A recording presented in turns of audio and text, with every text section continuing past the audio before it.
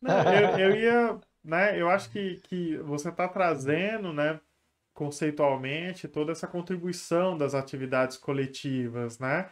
E aí, eu acho, e até questionando, né? Talvez não caiba a psicoterapia, né, para todo mundo, né?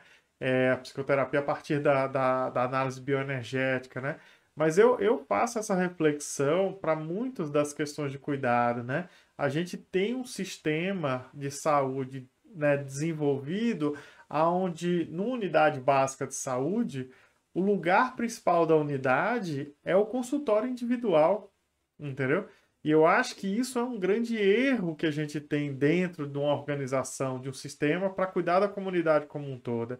O principal espaço de uma unidade de saúde deveria ser uma sala de atividades coletivas, né? Porque ali você consegue fazer orientações coletivas, né, sobre alimentação, né, sobre questões, né, de saúde específicas. Você pode fazer atividades, né, coletivas de PICs, né, de práticas integrativas. Você pode fazer atividades da fisioterapia, da psicologia, né? Então, que eu acho que isso, do ponto de vista da comunidade, é uma contribuição muito grande. E como a retaguarda para algumas pessoas que têm uma necessidade momentânea específica, a gente tem os consultórios individuais, né? Mas assim, para fazer saúde coletiva, né, a gente não tem como criar um sistema baseado em consultas individuais. E aí não é só na bioenergética, entendeu?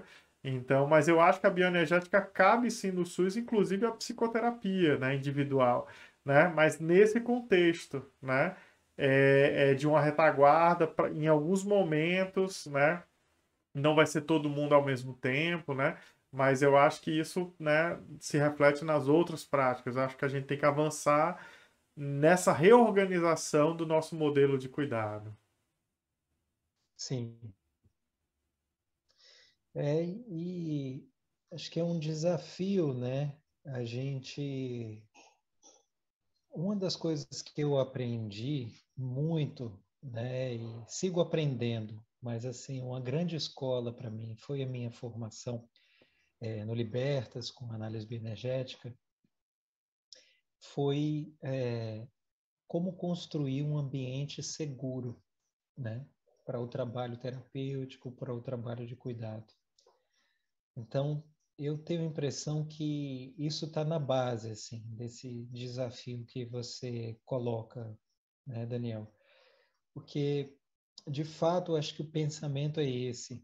E o que me vem é que o que não faz com que isso aconteça, né, é muitas vezes a sensação de insegurança, né?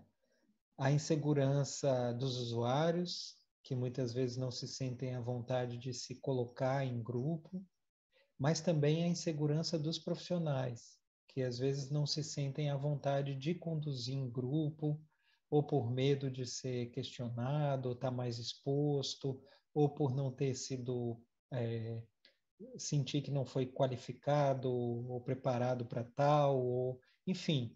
Mas Claro. assim, a base ali é essa insegurança, né?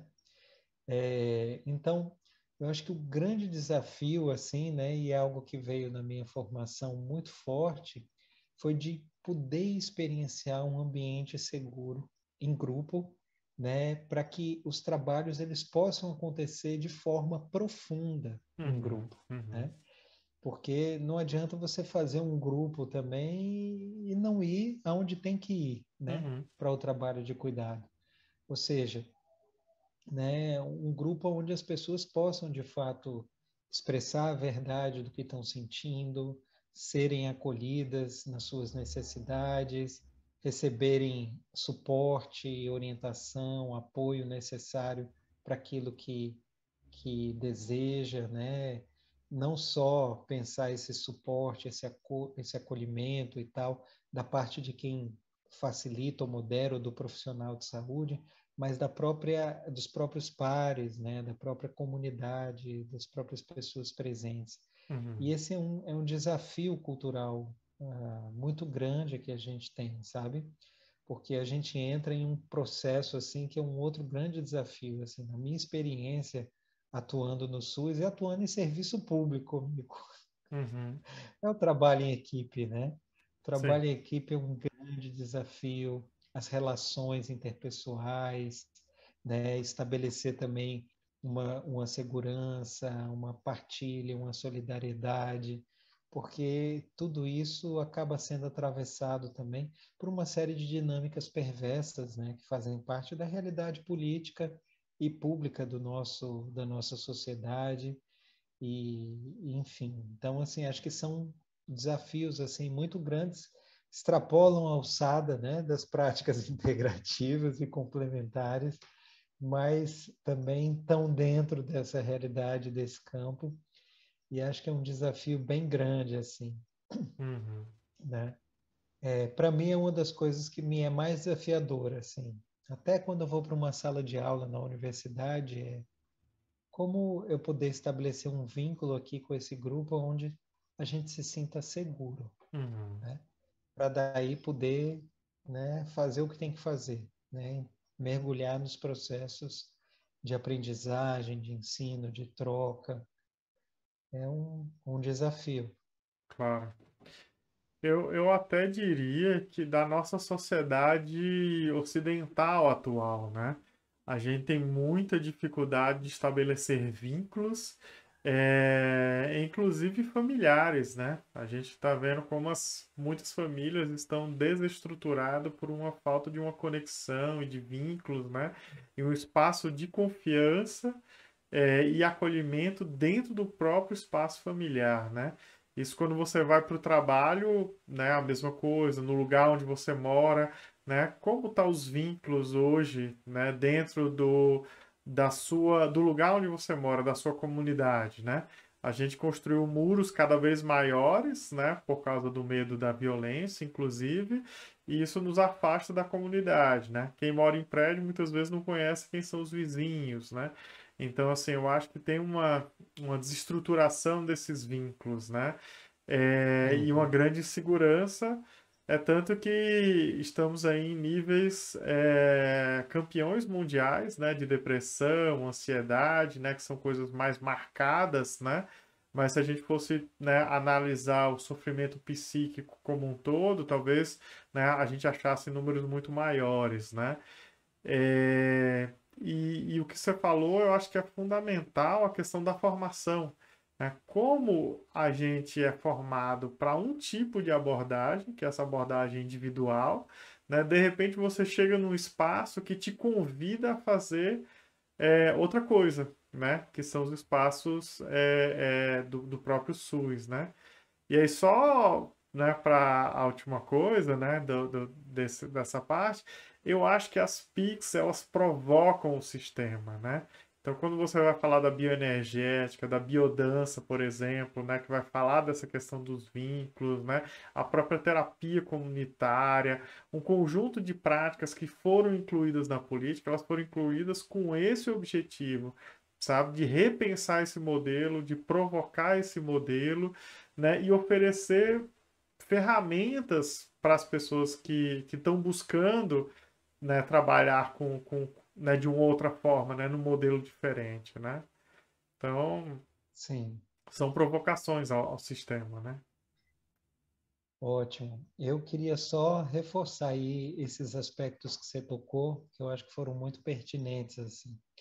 Essa dimensão do vínculo, inclusive, quando eu falei da análise bioenergética como uma psicoterapia corporal, Uhum, eu diria que precisava falar também relacional para concluir assim o que ela é, né? Porque a dimensão da relação ou do vínculo terapêutico, ela também é fundamental no trabalho, né? No cuidado que a bioenergética oferta, seja ela do ponto de vista de uma assistência mais individual, seja no trabalho de grupo, assim.